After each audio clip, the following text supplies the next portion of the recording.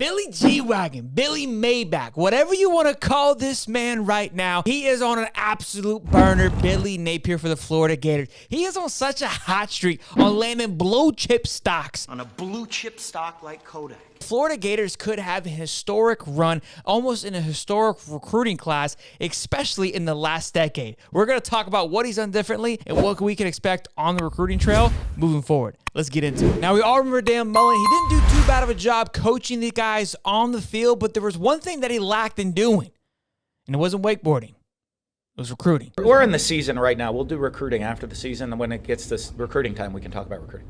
Now, although he was still winning some games, after the lackluster year, his final year in the lackluster recruiting that he was bringing in, it was time for him to go. Scott Strickland found himself on the hot seat once again, trying to find a replacement for Dan Mullen. Billy Napier was running around the room. Everybody was looking left and right. Who do we go to?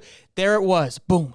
Billy Napier showed up in his G-Wagon, Maybach, however you want to call it, ready to rock and roll, ready to get recruiting back on track. Now, recruiting isn't everything, but you and I both know that recruiting is needed to get the job done, and Dan Mullen just wasn't cutting it. He wasn't getting it done. So Billy Napier found himself at the University of Florida. A hell of a job, a hell of a position, but a hell of an uphill battle and a hell of a climb ahead of him, not only with recruiting, but getting back to a winning team, getting back to a winning culture, getting back to the Florida Gators that you and I all love and miss. Now, in 2023, Billy Napier found himself in his first full recruiting cycle, and although he missed out on the big fish, missed out on a few 5-stars, his blue chip ratio was extremely healthy. Now that we're rolling into the 2024 season, though, a newly reconstructed NIL with Florida victorious, a new head on their shoulders at the Swamp, some new coaching staff's adjustments, things seem to be headed in the right direction. Things got off to a hot start with a top 50 prospect in Miles Graham, probably going to end up being a 5-star at the end of the year,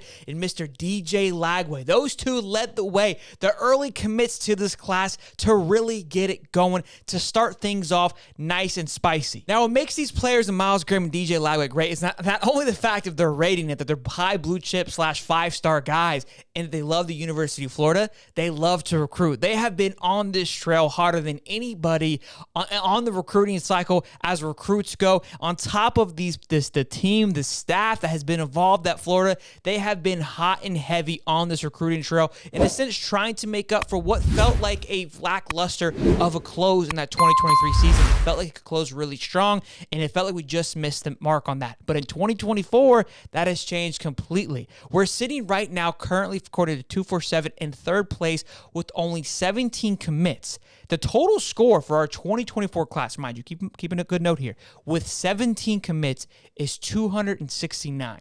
266. In 2023, with a total of 22 commits, obviously we lost a few due to some circumstances, was a total recruiting class of 269. Let me run that back for you. 17 commits, 266 in 2024. In 2023, an entire completed class, we sat at 22 commits, 5 more commits than we have now, but only a 3-point higher, finishing, I believe, at 13 overall in 2023.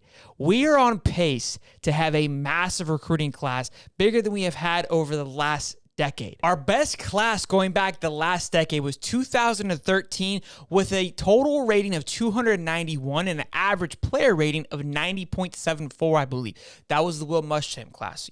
All right, Peter boy, Will. We'll have that dog in him. And right now we sit at 266 with an average player rating of 92.6 something, I believe, or 65. Doesn't matter. 2 points higher. The average is 2 points higher per player.